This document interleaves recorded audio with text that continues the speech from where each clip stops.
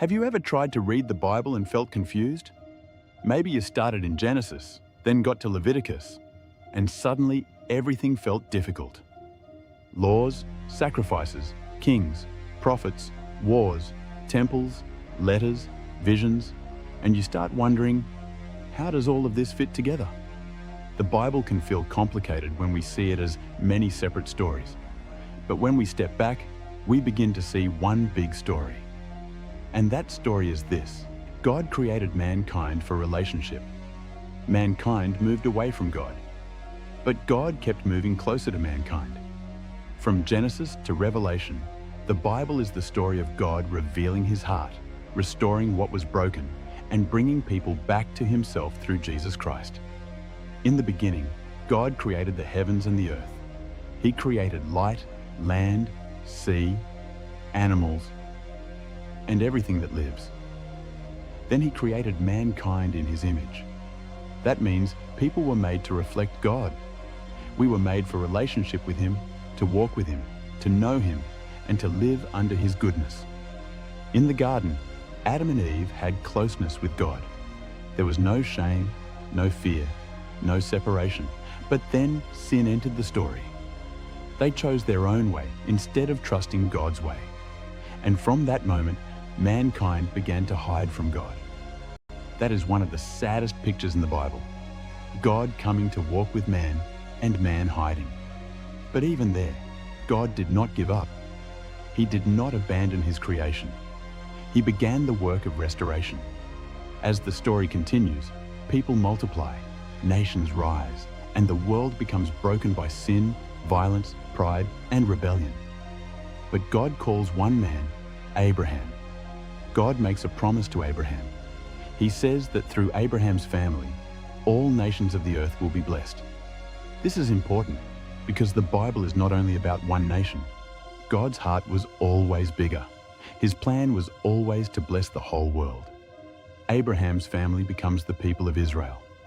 Later, they end up in Egypt as slaves.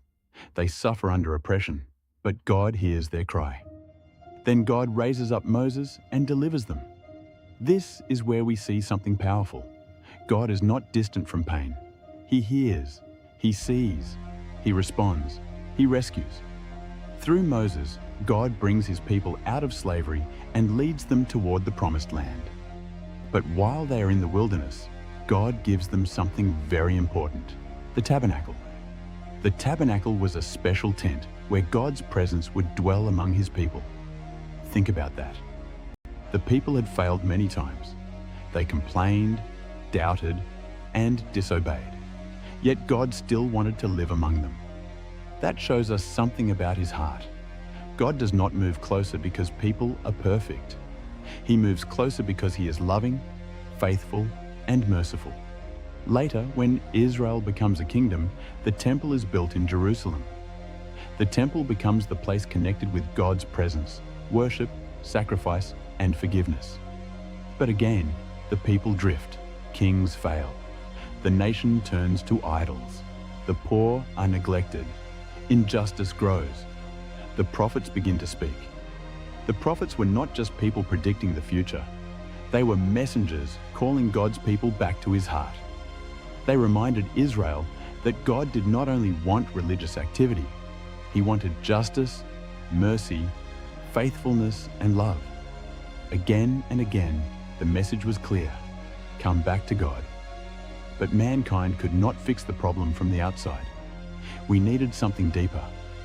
We did not only need better rules, we needed new hearts. And that is where Jesus comes in. The Bible says that the Word became flesh and dwelt among us. This is one of the most important truths in the whole Bible. God did not only speak from heaven. God did not only meet people in a tent. God did not only connect His presence to a temple. In Jesus, God came close in human form. Jesus shows us what God is truly like. When we look at Jesus, we see compassion, we see truth, we see mercy, we see holiness, we see love, we see forgiveness, we see the heart of the Father. Jesus touched the sick. He welcomed sinners. He corrected the proud. He lifted the broken. He taught with authority. He forgave sins. He showed people the kingdom of God. And then Jesus went to the cross. The cross was not a mistake. It was not the end of the story. It was the place where Jesus carried the weight of sin and opened the way back to the Father. Through his death and resurrection, Jesus defeated sin, death, and separation. The resurrection means Jesus is alive. It means hope is alive. It means the story did not end in a grave. After Jesus rose again, he sent the Holy Spirit. And this is where the story becomes even more personal. In the Old Testament, people saw God as high above. Then God came near through the tabernacle. Then his presence was connected to the temple. Then God came in the flesh through Jesus. And now, by the Holy Spirit, God lives in his people. That means the Bible is not just about God coming close to people long ago. It is about God coming close to you. If you follow Jesus, the Holy Spirit lives in you. You are not alone. You are not forgotten. You are not too far gone. God's desire has always been relationship. So when we read the Bible, we should not only ask, what rule is this teaching me? We should also ask, what does this show me about God's heart? The Bible is not a random collection of religious books. It is one big story. Creation, fall, promise, rescue, covenant, kingdom, prophets, Jesus, cross, resurrection, Holy Spirit, new creation. It starts with God creating a good world. It continues with mankind breaking relationship through sin. It shows God choosing Abraham's family to bless the nations. It shows God rescuing his people from slavery. It shows God dwelling among them. It shows people failing again and again. It shows prophets calling people back. It leads us to Jesus, who shows us God perfectly. And it ends with the promise that God will make all things new. That is why the Bible matters. It tells us who God is. It tells us who we are. It tells us what went wrong. It tells us how God made a way back. And it tells us where history is going. The final picture in the Bible is not people escaping earth to sit on clouds. It is God making all things new. A restored creation. No more death, no more crying, no more pain, no more separation. God with his people. That was always the plan. So if the Bible has felt confusing to you, start with Jesus. Read the Bible through the lens of Jesus. Because Jesus is the clearest picture of God. He is the center of the story. He is the one everything points to. And the invitation is simple. Come back to God. Trust Jesus. Receive his grace. Walk with him daily.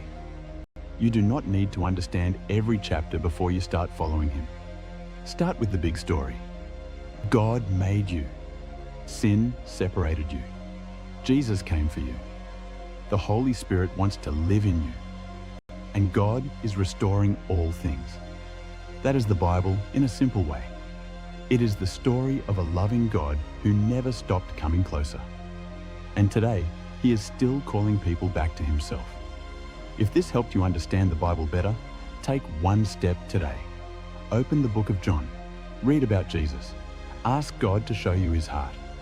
Because the Bible is not only meant to be studied, it is meant to lead us into relationship with the living God.